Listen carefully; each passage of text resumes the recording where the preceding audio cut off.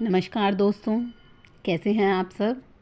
आइए हम देखते हैं आज प्रेमचंद जी के जीवन परिचय के बारे में। तो जैसे शुरू करते हैं। प्रेमचंद जी का जन्म 1880 ईस्वी में हुआ और उनकी मृत्यु 1936 ईस्वी में हुई। उनका जो मूल नाम था वो धनपत राय था। उर्दू में वो साहित्य जो लिखते थे वो नवाब राय के नाम से लिखते थे। उनकी जो पहली उर्दू कहानी संग्रह था वो सोजे वतन था, जिसकी रचना 1907 ईस्वी में हुई थी। उनकी पहली उर्दू कहानी थी संसार का अनमोल रत्न, और उनकी पहली हिंदी कहानी जो थी वो सोत थी, जो दिसंबर 1915 में प्रकाशित हुई, जिसे डॉक्टर नगेंद्र जी ने भी पहली हिंदी कहानी के रूप में माना है। और कई विद्वानों में इस बात को लेकर मतभेद है कि पहली कहानी सोत है या पंच परमेश्वर। सोत की जो रचना हुई है, प्रकाशन हुआ है, वो दिसंबर 1915 में हुआ है, और पंच परमेश्वर का जो प्रकाशन हुआ है वो जनवरी 1916 में हुआ है। इसके अलावा प्रेमचंद जी ने बहुत सारी पत्रिकाओं में भी संपादन कार्य किया है, जिनके नाम हैं हंस, मर्यादा, माधुरी, जागरण आदि। उनकी अंतिम कहानी कफन मानी जाती है, जिनकी रचना उन्होंने 1936 में की है।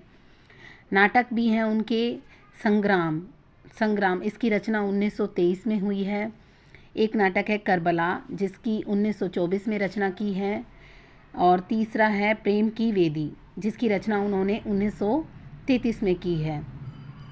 उन्होंने 300 से ज़्यादा कहानियाँ लिखी हैं, जिनका संकलन उन्होंने मानसरोवर के 8 खंडों में प्रकाशित संग्रह किया हुआ है।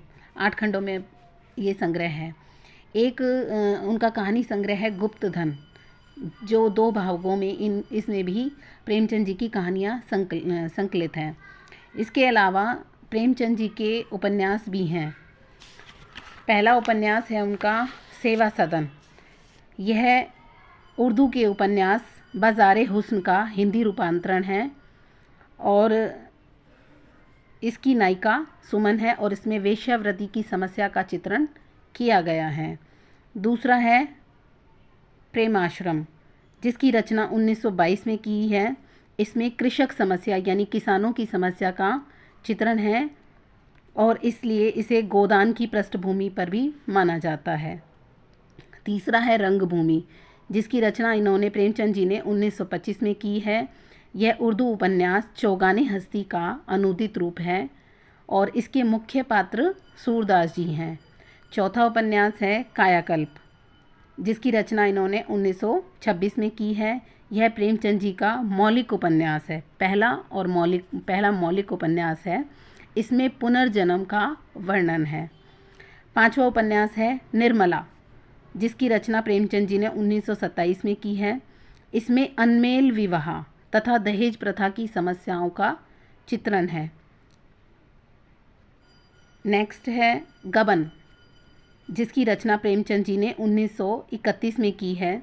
इसमें स्त्रियों के आभूषण प्रेम का वर्णन बताया गया है। अगला है कर्मभूमि, जिसकी रचना प्रेमचंद जी ने 1933 ईस्वी में की है। इसमें स्वतंत्रता संग्राम की झलक देखने को मिलती है, और उनका अंतिम उपन्यास है गोदान, जिसमें कृष्ण जीवन की समस्याओं का यथार्थ चित्रण किया गया है।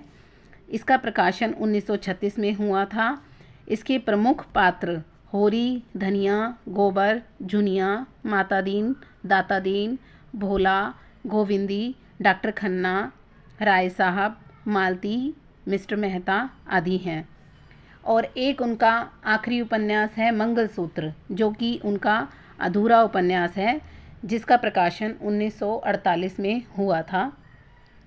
इस उपन्यास को उनके पुत्र प्रेमचंद जी के पुत्र अमृत राय ने पूरा किया था। और एक उपन्यास इनका है रूठी रानी। ये इनका एकमात्र उपन्यास है जो ऐतिहासिक उपन्यास है। इसके अलावा प्रेमचंद जी ने के निबंध संग्रह भी हैं।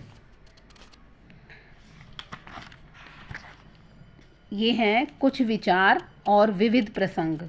ये 2 इन्होंने निबंध भी लिखे हैं और जीवनियाँ भी हैं इनकी।